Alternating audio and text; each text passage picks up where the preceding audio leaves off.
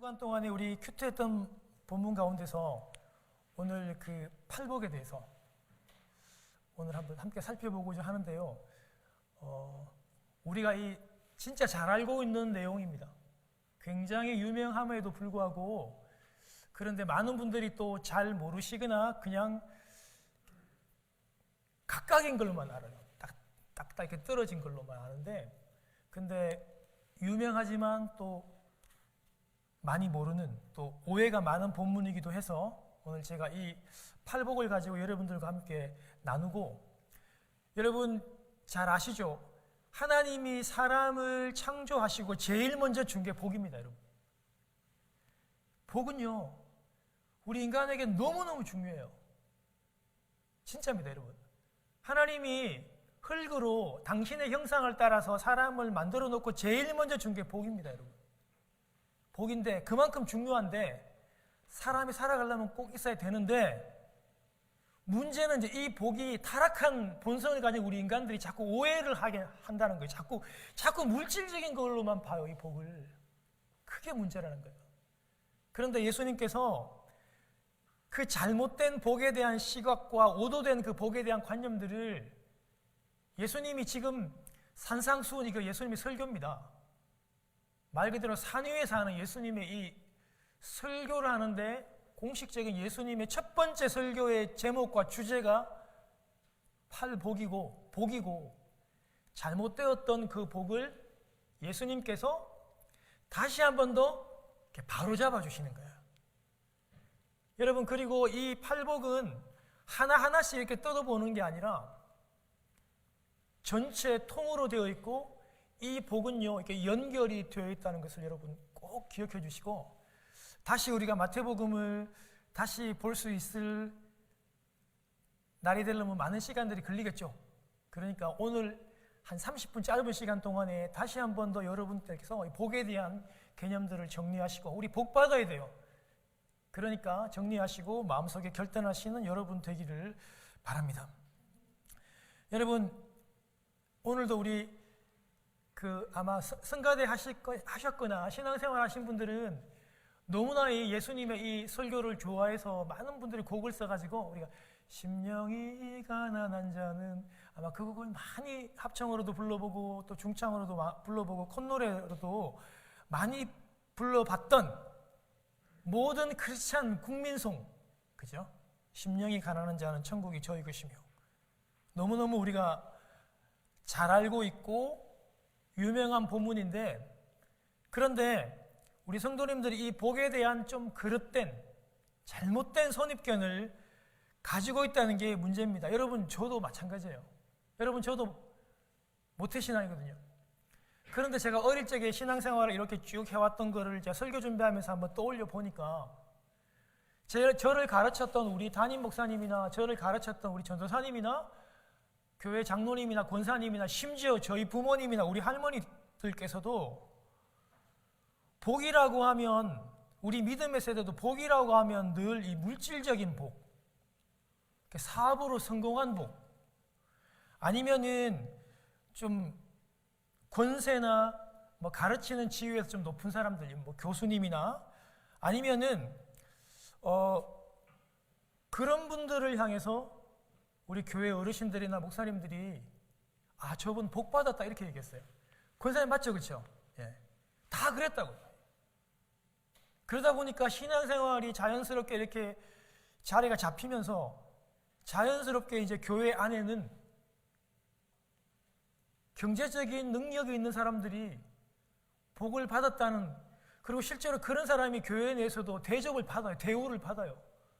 여러분, 교회 내에서 큰 사업하는 사람은 함부로 못합니다. 여러분, 특히 목사님들, 부목사님들이 교회 내에서 막 헌금 많이 내고 큰 사업하는 사람들을 함부로 못했어요.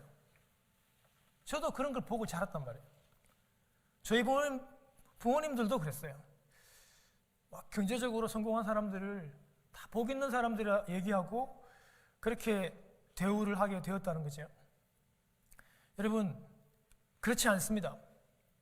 하나님께서 우리에게 말씀해 주시고 처음으로 창조해 주시고 말씀해 주신 그런 복은, 경제적으로 성공한 분도 복 받은 사람 맞습니다. 우리 가운데 아버님이 교수님인 분도 계시는데 사회적으로나 교회에서 존경받는 건 맞습니다. 그렇지만 경제적인 이 복은 복 중에서도 복이지만 아주 좀 이렇게 좀 그 하위 개념의 복입니다. 그 복이 하나님께서 먼저는 사실은 아니었어요.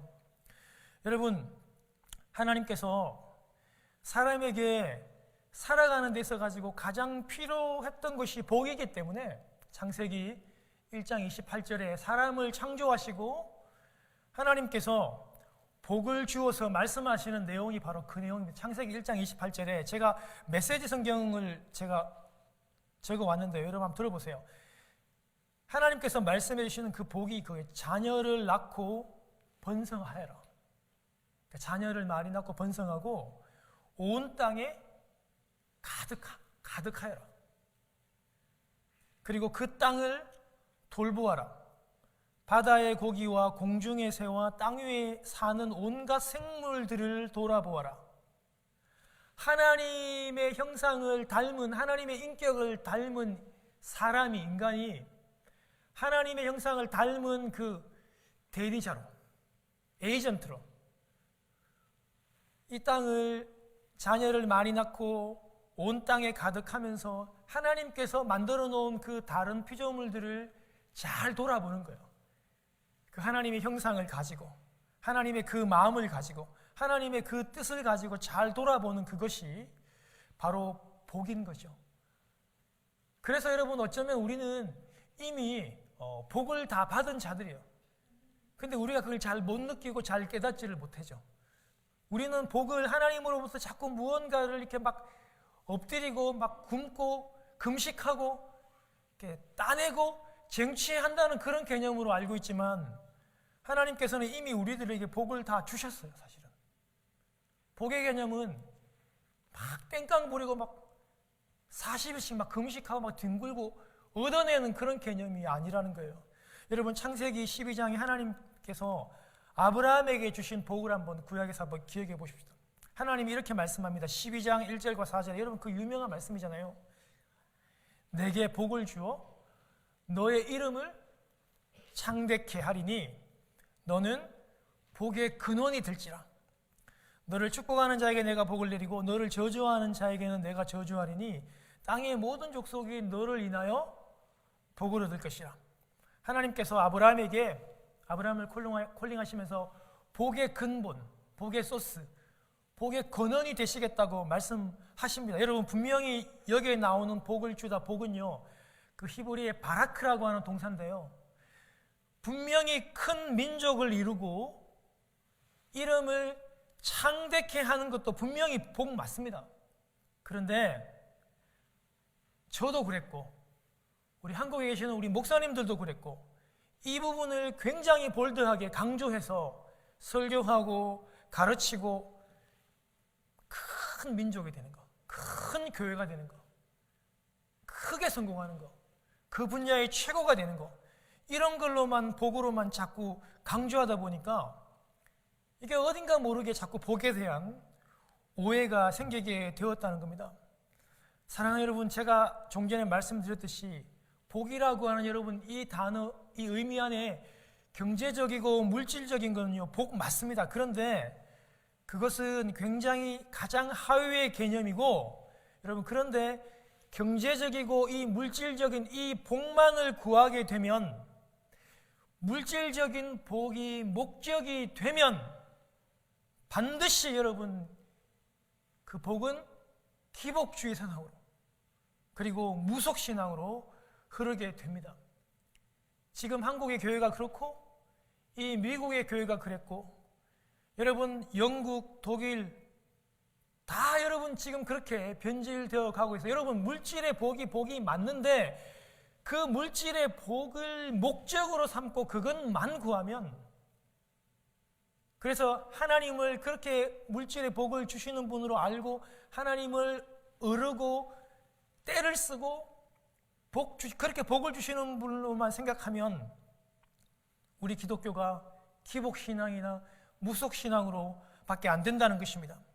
여러분, 이 복이라고 하는 단어 안에 창대케 하다, 또 그리고 그 이름을 뭐 민족을 크게 하다 이런 뜻도 있지만 여러분 이 바라크라고 하는 말 안에 하나님께 나아가다 그리고 하나님께 무릎을 꿇다 하나님께 예배하다라고 하는 그런 의미도 함께 포함이 되어 있어요. 여러분 역대하 6장 13절에 보면 솔로몬 왕이 이스라엘 회중 앞에서 무릎을 꿇고 하늘을 향하여 손을 펴고 내가 세상에 일이 잘 되어 여러분 이 솔로몬 왕이요 많은 회중들 앞에 무릎을 꿇고 하늘을 향해서 손을 들고 하는 이런 행위 자체도 복이었습니다.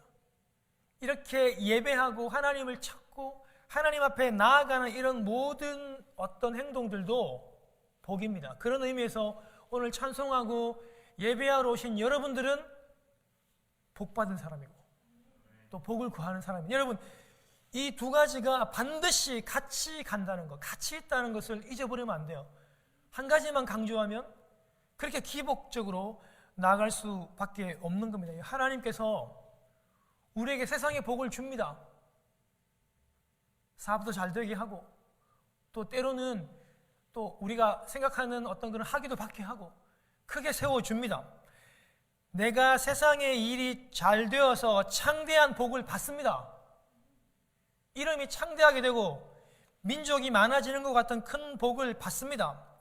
그런데요, 그렇게 하나님과 그렇게 창대해졌는데 하나님께 가까이 갈 틈도 없고 시간도 없어졌어요.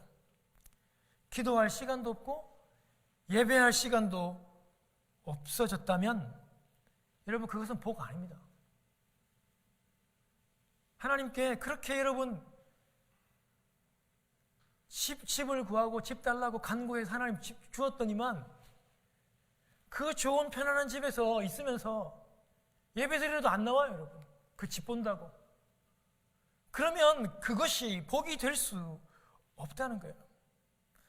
사랑하는 여러분, 내가 하는 일이 잘 되고 하나님께서 세워져 가지고 일이 너무 바쁘게 됐는데 그 바쁜 일 때문에 하나님을 찾고 예배하고 찬송하는 일이 막힌다면 그건 복이 아니라는 겁니다. 내가 하나님의 복을 받는 자라면, 받은 자라면 시간이 남은 날수록 하나님과 더 가까이 가고 더 그분께 무릎을 꿇는 그런 복도 함께 있는 여러분 되기를 바라요. 여러분 또 한 가지 구약에서 시편 1편에 보면 이 복 있는 사람들에 대해서 잘 묘사가 되어 있습니다. 여러분 다윗 왕이 고백합니다. 복은요 악인들과 함께 어울리거나 협중하거나 생각하거나 말하는 그런 사람 아닙니다. 오만한 자리에 아예 앉지도 않는 사람입니다. 어떻습니까?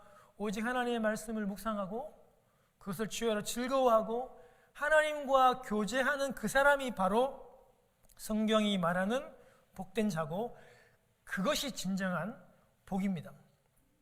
사랑하는 여러분, 그런데 타락한 본성을 가진 인간이 이 하나님의 복을 구하지 않습니다.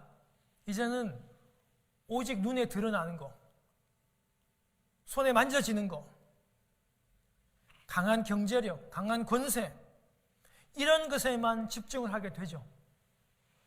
완전히 하나님 말씀하시는 복을 구하지 않고 엉뚱한 다른 복만을 찾게 되었다는 겁니다. 그래서 오늘 주님이 당신의 공생의 사역을 처음 하시면서 그것도 첫 설교에서 가장 먼저 하는 것이 그 복에 대한 바른 정의를 그들에게 또 우리에게 그렇게 말씀해주고 계시는 겁니다.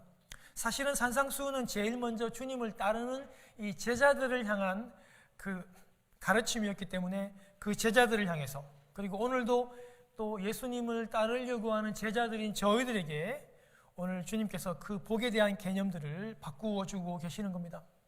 사랑하는 여러분, 오늘 주님께서 말씀하시는 복은 세상 사람들이 볼 때는 전혀 복이라고 할 수 없는 전혀 매력이 없는 그런 복인 것 같아요. 여러분 생각해 보십시오. 여러분 가난한 게 복인 것 같아요? 지질이 가난하게 사는 게 여러분 복처럼 보이세요? 세상 사람들이 그걸 복이라 하겠습니까 여러분? 애통하고 울고 슬퍼하는 것이 복입니까 여러분? 세상의 관점으로는 그건 복 아닙니다. 굶고 줄이고 목마르고 핍박을 받는 사람이, 그렇게 매맞는 사람이 세상의 관점에서 볼 때는 그건 복이 아닌 거예요. 그러나 주님은 말씀하십니다. 가난하고 슬프고 줄이고 핍박받는 그 사람, 하나님을 위해서, 주를 위해서, 의를 위해서 그렇게 사는 사람은 복되다고 말씀하십니다. 할렐루야. 세상 사람들은 다 그렇게 생각하지 못해요. 그건 이치에 맞지 않다고 얘기해요. 그러나 우리는 주님의 가르침에, 그 가르침에 가슴이 뛰고 가슴이 벅차는 감격이 있는 여러분들이 되었으면 좋겠어요. 우리는 주님의 제자니까. 오늘도 주님을 따르려고 오늘 이렇게 위험을 무릅쓰고 예배드리러 왔으니까요. 우리가 너무 잘 아는 첫 번째, 심령이 가난한 자는 복이 있대요. 천국이 저희 것이라고 얘기해요. 여러분, 원문에는 원래 이게 감탄문이기 때문에 동사 같은 게 없어요. 그러니까 심령이 가난한 자요, 이렇게, 그런 사람이 바로 천국이 저희 것임이래요. 여러분, 마태가 전하는 마태복음을 읽는 사람은 유태인 크리스찬들인데 대부분 다 그 당시에 여러분 크리스찬들은 핍박받고 가난한 사람들이었어요. 아주 가난한 유대인 크리스찬이었어요. 그런데요, 여러분, 가난한 사람이 복이 있다라고 얘기하면 그건 약간의 어려움이 있는 거예요. 여러분 잘 생각해 보세요. 가난한 사람이 다 복이 있어요? 가난한 사람이 여러분 다 의로워요? 아닙니다, 여러분. 왜냐하면 가난한 사람이 가난하면 오히려 더 물질에 대해서 욕심을 냅니다. 왜요? 어려우니까, 힘드니까. 그래서 가난하면 오히려 더 물질에 집착합니다. 그래서 가난하다는 것이 복이 될 수 있는 것이 아닙니다. 더 물질적으로 될 수 있습니다. 그래서 가난하고 어려운 이 독자들에게 마태는 가난한 그들에게 마음이, 심령이 가난한 사람이 복이 있다라고 말씀을 해주는 것입니다. 여러분, 마음이 가난하다, 심령이 가난하다는 의미가 어떤 의미일까요? 여러분, 그것은요, 내 자신에, 내 마음에 철저히 실망하고 절망하는 사람입니다. 내 자신을 믿지 못하고 내 자신의 절망에서 하나님만 바라볼 수밖에 없는 그런 상황, 그런 상황이 마음이 가난한 상황입니다. 그래서 세상을 살아가면서 때로는 내가 하는 계획, 내가 세운 계획이 비참하게 무산이 되는 것, 그것이 하나님의 은혜가 될 확률이 대단히 많습니다. 예수를 믿는 사람이라면. 왜냐하면요, 그때 내 자신, 내가 세운 계획에 대해서 내가 철저히 절망할 수 있으니까요. 우리 믿는 사람들이니까 철저히 절망하면 하나님을 바라볼 수밖에 없잖아요. 내 자신에 대해서 철저히 무너지고 철저히 절망함으로, 그래서 내가 가난한 마음, 가난한 심령이 되어 하나님을 바라볼 수밖에 없는 상황이 될 수 있으니까 그게 은혜가 될 수 있다는 겁니다. 내 자신에 대해서 절망하고 하나님만 바라보는 그것이 마음이 가난하다는 라고 하는 그런 의미입니다. 여러분, 구약에서 제가 한번 예를 들자면 사무엘의 우리 어머니였던 한나, 우리 설교관에서 한번 다뤘죠, 그렇죠? 그녀는 자기 집에서도 가장 마음이 아프고 가장 불행한 여인이었어요. 외롭고 하소연할 곳이 없는 그런 고통스러운 여인이었어요. 육체적으로는 아기를 가질 수가 없으니까 아기가 있는 둘째 부인도 무시하고 세상 사람들도 다 조롱하고 다 저주받았다고 얘기하는 거예요. 육신적으로는 아기를 가질 수 없어서 그렇게 여러분 저주받은 여인의 손가락질 받고, 영적으로도 얼마나 큰 아픔과 고통이 있는지 몰라요. 여러분, 왜 그렇죠? 너는 왜 아기를 가지지 못하니? 너 저주받은 거 아니야? 너 하나님 섬기잖아.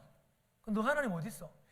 이렇게 얘기하는 모든 말들이 한나의 마음을 고통스럽게 하고 좌절하고 절망하게 만드는 거야.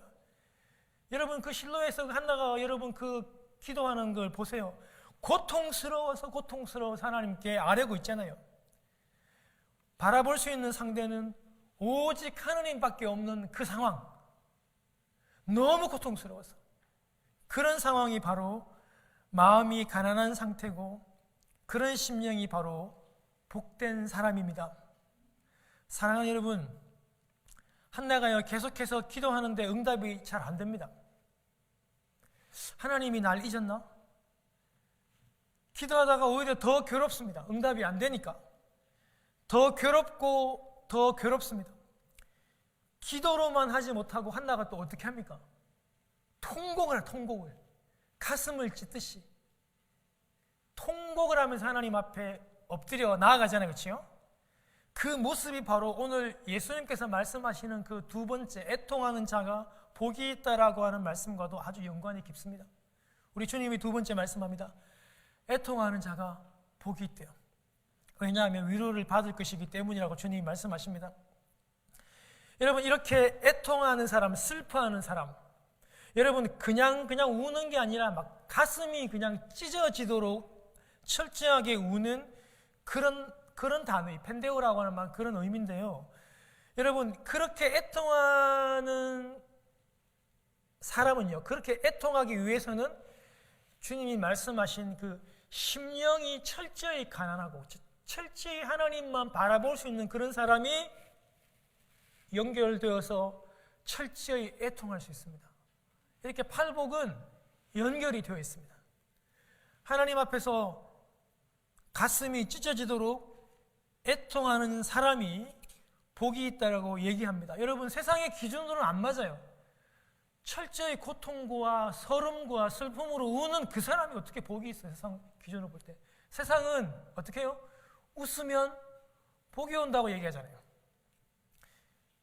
그러나 철저히 하나님 앞에서 가슴이 찢어지도록 애통해하고 슬픈 사람은 복이 있다라고 말씀하십니다. 여러분, 우리 주님이 이 땅에 계시면서 3번 그렇게 가슴이 찢어지는 슬픔을 그렇게 3번 느끼고 우셨죠. 주님은 사복음서나 성경에 박장대소하셨다라든지 이렇게 미소를, 웃음을 띠셨다라고 하는 그런 표현들은 사실은 없습니다. 주님은 이렇게 나사로의 죽음 앞에서 그렇게 철저히 무너지시고 철저히 우셨습니다. 많은 사람은 나사로와 친했기 때문이라고 하는데 저는 그렇게 보이진 않습니다. 물론 나사로와 친했기 때문이기도 하겠지만 예수님이 나사로의 그 죽음 앞에서 그렇게 우시는 것은 당신이 분명히 참 메시아로서 사람들한테 얘기해요. 안 죽었다고, 자는 거라고, 내가 살릴 수 있다고. 당신이 그렇게 참 메시아가 왔음을 얘기하는데도 많은 사람들이 그 말을 아무도 믿지 않아요. 주님이 그 믿음 없음을 보고 그렇게 안타까워 하시면서 우셨던 것이죠. 여러분, 또 주님이 우리 감람산에서 무너져 내려서 철저히 그 예루살렘 안에 있는 모든 백성이 철저히 유린당하고 멸망당할 그 이스라엘 백성을 보고 안타까워서 주님이 우셨죠. 메시아는 왔습니다. 예수 그리스도가 오셨는데 아무도 그 메시아를 믿지 않고 외면하고 철저히 자기 욕심만 쫓다가 멸망당할 그 이스라엘 백성이 안타까우셔서 주님이 그렇게 슬피 우셨습니다. 그리고 주님이 또 한 번은 우리 그 겟세마네 동산에서 십자가를 이제 지기 위해서 마지막으로 기도할 그때 주님께서 하나님 앞에서 슬퍼하면서 우셨어요. 주님께서 통곡하시고 하나님께 기도하셨을 때 하나님께서 그 예수 그리스도의 그 마음을 위로해 주시고 소망을 해 주시고 또 격려해 주셨어요. 그런데 주님께서 그 눈물의 기도, 통곡의 기도를 마치고 제자들에게 무엇이라고 말씀합니까? 얘들아, 이제 가자.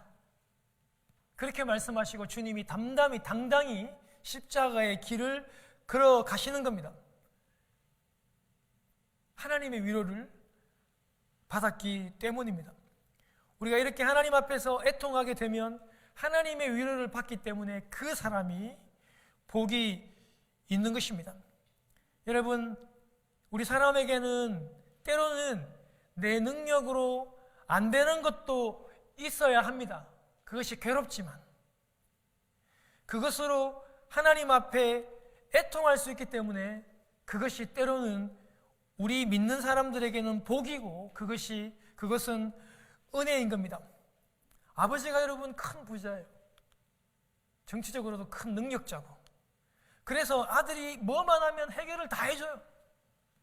유학 간다 그러니까 집도 사주고, 차가 없다 그러니까 고급 외제 큰 차도 사주고, 반려견도 사주고, 용돈도 통장 안에 막 수만 불씩 매달마다 보내주는 그런 아버지가 계십니다. 큰 부자고 능력자니까 다 해줍니다. 유학 마치고 또 돌아가셔도 그 아버지 회사에 그냥 취직하면 돼요. 여러분, 그런 사람이 복된 사람일까요? 그런 사람들이, 제가 우리 유학생들을 좀 만나봤지만 글쎄요, 썩 그렇게 애착 있게 공부하거나 이 인생을 그렇게 희망 있게 살아가는 청년들을 저는 많이 보지를 못했어요. 우리에겐 때로는 좀 불편하고 좀 막히고 안 되고, 그래서 애통해하며 하나님 앞에 서는 그것이 때로는 은혜라는 것을 꼭 기억하시는 여러분 되길 바라요. 여러분, 이제 우리가 오늘 8가지 다 하는 거 아닙니다. 오늘 필요한 몇 가지만 합니다. 여러분, 제가 꼭 다루고 싶었던 게 뭐냐면, 오늘 3번째로 주님이 말씀하시는 이 온유한 사람이 복이 있다고 말씀해요. 그들이 땅을 기업으로 받을 것이기 때문이래요. 여러분, 우리 교회 안에 있는 이 좀 전통들요, 온유한 사람은, 사실 온유하다라고 하는 이 약간 문자적인 말로는 자비심도 있고 좀 동정심도 있고 친절하고 부드러운 사람이 사실은 온유한 사람인 거는 맞아요.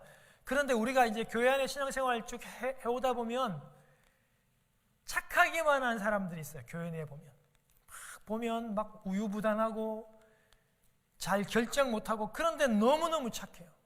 아무것도 잘 하지 못하고 너무 착한 우리 그런 사람을 향해서 저 사람 참 온유하다 이렇게 얘기를 하는 경우를 저는 신앙생활에서 진짜 많이 봤어요.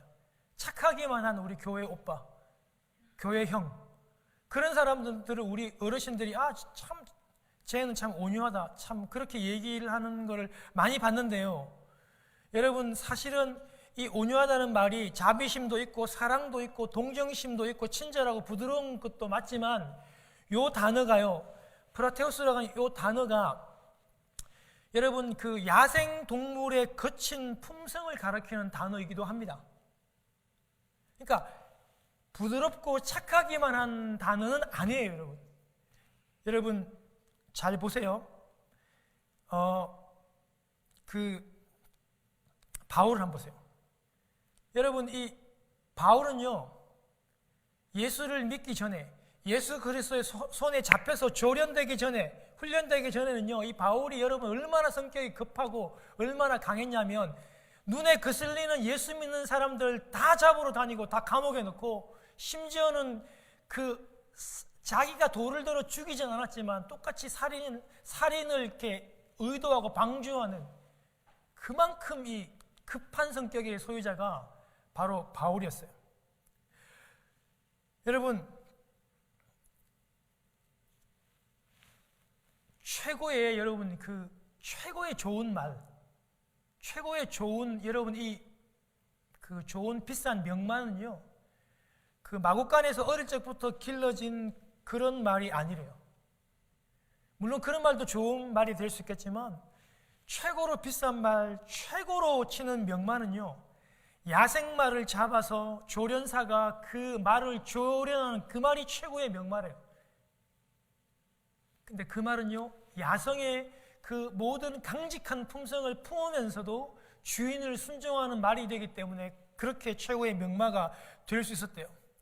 여러분, 마구간에서 태어난 말보다도 훨씬 더 성격이 강직해서 용맹함을 가지고 있는, 오직 주인만을 바라보는 그 말이 명말이에요. 그래서 온유한다라고 하는 여러분 그 단어 안에는 착하고 동정심 많기도 하지만, 때로는 주인에게, 예수님에게 여러분 잡혀서 훈련되어서 이런 강한 성품도 함께 포함되어 있다는 것을 우리는 꼭 기억하실 필요가 있습니다.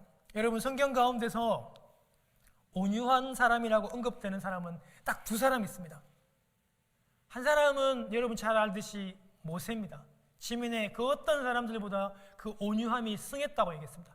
그리고 또 한 사람이 바로 온유하신 분은 바로 예수님이에요. 마태복음 11장 28절 29절에 보면 주님이 딱 그렇게 해요. 내가 마음이 온유하다 그래요. 예수님께서 나는 마음이 온유하고 겸손하니 나의 멍에를 메고 내게 와서 그 온유함을 배우래요. 온유함은 예수님밖에 없어요. 세상에 예수님과 모세밖에 없었어요. 여러분, 이렇게 온유하신 예수님께서 평소에 여러분 늘 사랑과 늘 자비하심으로만 가르치고 고쳐주지 않았습니다. 여러분 아시죠? 예수님이 성전에서 여러분 그 돈놀이하고 환전 베풀어주는 여러분 그런 사람들, 동물들을 파는 사람들 주님이 어떻게 했어요? 의분을 일으켜서 채찍을 만들어서 그 모든 상을 뒤엎습니다. 왜 안 나가냐고, 나가세요 이렇게 말로만 해도 되잖아요, 여러분. 그런데 그 모든 좌판들을 다 뒤집어 엎는다고요, 여러분. 그 채찍을 가지고 거기 있는 사람들 향해서 두드려 팬다고요. 다 쫓아낸다고요. 예수님이 온유함은 사랑과 자비함으로 병들을 평상시에도 고쳐주지만 죄를 보고 잘못한 것을 보면 의분을 일으키는 것도 그 온유함 안에 포함되어 있다는 것을 우린 여러분 꼭 기억하셔야 돼요. 그 온유한 사람이 땅을 얻게 되는데요. 여러분 이 땅은요 그냥 우리가 뭐 한 평 두 평 하는 그런 땅도 되지만 사실은 이 원어는 게라건이 세상 전체를 가리키기도 하는 거예요. 여러분 모세가 그런 온유함으로 백성들을 지도하고 이끌고 그 광야와 같은 땅을 그렇게 여러분 어렵게 인도하면서도 늘 온유함을 잃지 않았던 그가 물론 세상에서는 땅 한 평을 소유하지는 못했지만 그는 세상을 얻은 사람이라고 저는 믿어 의심치 않습니다. 오늘날도 그는 믿음의 조상이 되어서 많은 사람들로부터 존경받고 따르기를 원하는 사람이 되었잖아요. 여러분 그것이 세상을 얻은 사람 아니겠습니까? 우리 주님도 마찬가지고요. 우리 주님도 이 세상을 가지셨던 분입니다. 세상을 정복하신 분입니다. 세상을 얻으셨던 분입니다. 사랑과 자비함으로 그리고 강인한 성품을 우리는 그런 온유함들을 가지고 주님 앞에 드릴 수 있는 여러분들이 되었으면 좋겠습니다. 우리가 주를 따를 때 사랑과 자비와 동정심으로 사람들을 살피고 때로는 이 강직한 마음으로 하나님의 나라와 교회와 주를 위해 섬기는 여러분 되시기를 바랍니다. 이제 우리 마지막으로 의에 줄이고 목마른 자는 복이 있나니 저희가 배부를 것이며 여러분 이 부분에 대해서 저희들이 함께 살펴보기를 원합니다. 사랑하는 여러분 줄이고 목마르고 그리고 핍박 당하는 것이 메마는 것이 뭐 세상적으로 보면 그렇게 복이 있는 것일까요? 근데 주님이 말씀해요. 그 의에 대해서 그 하나님에 대해서 그 하나님 그 관계에 대해서 갈망하고 배고파하고 줄인 사람은 복이 있대요. 저희가 배부를 것이기 때문이래요. 여러분 우리 의학적으로 뇌사 상태는요 말 그대로입니다. 여러분 심장은 뛰어요. 심장은 뛰는데 뇌가 죽으면 그건 의학적으로 죽은 것으로 간주해서 보호자의 동의하에 생명을 정지시키기도 하고 산소호흡기를 떼기도 하고 또 어떤 분들은 또 그 당사자의 여러분 또 그 의지를 받들어서 그 장기들을 생명들을 많은 사람들에게 나누어 주면서 그런 새로운 삶을 사는 방법을 택하기도 합니다. 그러나 진정한 의미에서 사람이 살아있다는 것은 목마름을 느끼는 것이고 배고픔을 느끼는 겁니다. 이 말은 배고픔과 목마름을 느낄 때 그 사람이 살아있다는 증거가 된다라는 것입니다. 사랑하는 여러분 마찬가지로 내가 영적으로 내가 하나님의 자녀로 내가 영적으로 살아있다는 의미가 어떤 것일까요? 내가 영적으로 내가 살아있다면 어떤 의미가 될까요? 주님의 말씀처럼 내가 영적으로 배고픔과 내가 영적으로 갈증을 느낄 수 있는 그 사람이 바로 영적으로 살아있는 사람이라는 것입니다. 사랑하는 여러분, 우리 한번 돌아보십시오. 내가 영적으로 내가 죽었나 살았나? 내가 영적으로 기갈이 있는가? 내가 영적으로 배고픔이 있는가? 우리가 이 시간에 한번 살펴보아야 한다는 겁니다. 영적으로 살아있는 사람만이 그 의에 대하여, 하나님에 대하여, 하나님의 관계에 대해서 줄이고 목말라 한다는 것입니다. 여러분, 하나님과의 관계에서, 여러분, 하나님과의 관계, 하나님과의 관계 뭡니까? 하나님과 기도하고 우리가 여러분 지금 하고 있는, 교인적으로 하고 있는 그 말씀을 읽고 묵상하고 찬양하고 오늘 예배하는 여러분, 이런 모든 것에 목말라하고 배고파 해야 한다는 겁니다. 사랑하는 여러분, 우리가 그런 배고픔을, 그런 목말라함을 언제 한번 느끼셨습니까? 막 기억이 가물가물 하십니까? 만약에 그렇다면 우리는 정상적인 영적인 삶이 아닌 것입니다.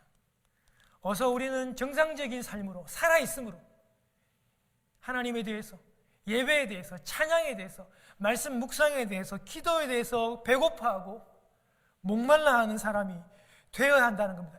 그것이 바로 주님이 말씀하시는 의에 줄이고 목말라하는 사람이고 복된 사람입니다.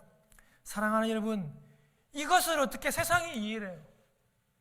이것을 어떻게 세상에 있는 예수를 믿지 않는 사람이 이걸 어떻게 이해합니까?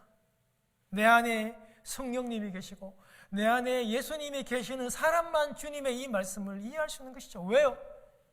내가 예수님을 맛봤으니까, 내 안에 예수님이 계시니까 우리가 이 말씀을 이해할 수 있는 겁니다. 여러분, 그리고 또 하나는 여러분, 또 이 의를 위해서 핍박을 받는 사람이 복이 있다라고 말씀을 합니다. 여러분, 매 맞고 핍박 받는 것은 세상적으로 볼 때는 전혀 복은 아닙니다. 그렇지만 우리 믿는 사람, 주님의 길을 따르기로 작정한 우리 제자들에게는 하나님을 위해서, 하나님 관계를 위해서, 의를 위해서 매 맞고 핍박 당하는 사람은 복이 있는 사람이라고 얘기합니다. 여러분이 홍 목사님 계시는 곳, 우리 정성교사님이 계시는 곳, 우리가 지난번에 간증을 통해 들었잖아요. 예수 믿는 그 자체가 순교예요. 예수 믿다가 그냥 잘못 걸리면, 얻어 걸리면 매 맞아 죽어요. 예수 믿는 사람, 여러분, 그 자식과 아내가, 부모가 죽었는데도 공동묘지에도 못 묻혀요. 여러분, 그 나라는. 그런 게 핍박이잖아요, 어떻게 보면. 그런데 여러분, 우리 한국이나 우리 미국같이 헌법에 종교적인 자유가 이렇게 딱 명시가 되어 있어가지고 많은 사람들이, 여러분, 이 미국이라든지 한국 같은 나라에서는 이제 더 이상 종교의 자유가 있으니까 핍박이 없다라고 많은 사람들이 얘기를 해요. 그렇지만요, 우리가 신앙인으로서 한 번만 더, 한 커플만 더 벗겨내고 우리가 직장 안으로, 회사 안으로, 세상 안으로 들어가면요, 사실은 그렇지가 않습니다. 예수를 제대로 믿으려고 하고 예수를 바로 믿으려고 하는 모든 사람들은요, 반드시 불이익과 핍박을 당할 수밖에 없습니다. 우리가 개인적으로 하는 그런 사업이나 직장에 가서 하는 그런 모든 일들에 있어서 우리는 예수 그리스도 때문에, 예수님 때문에 우리는 불이익을 당하고 손해를 보는 경우가 대단히 많아요. 코비드 이런 상황에서 어쩌면 여러분, 우리가 집에서 그냥 편안히 반바지 입고 예배 드려도 되잖아요. 근데 왜 굳이 이렇게 위험을 무릅쓰고 이렇게 나와서 이 대면 예배를 드립니까? 우리는 하나님이 주신 우리 마음에 그런 확신이 있기 때문에 여기 나와서 그런 각오를 하는 거예요. 그런 희생을 각오를 하는 거잖아요. 이런 모든 것들이 다 핍박입니다. 그래도 우리는 이 길을 꿋꿋이 지켜 나갈 것입니다. 사랑하는 성도 여러분, 제가 여러분들에게 도전합니다. 오늘 여러분, 첫 번째, 심령이 가난한 자는 복이 있나니 천국이 저희 것이며, 마지막에 의를 위하여 핍박을 받는 자는 복이 있나니 천국이 저희 것이며, 예수님이 설교하시는데요, 이건 그저 단순한 이상적인 그런 윤리나 그런 도덕 생활이 아닙니다. 이거는요, 예수 그리스도를 믿는 제자들이, 저와 여러분들이 하늘나라에 가기 위해서는 반드시 지켜야 하는 행동이고 헌법 규정사항이라고 보시면 됩니다.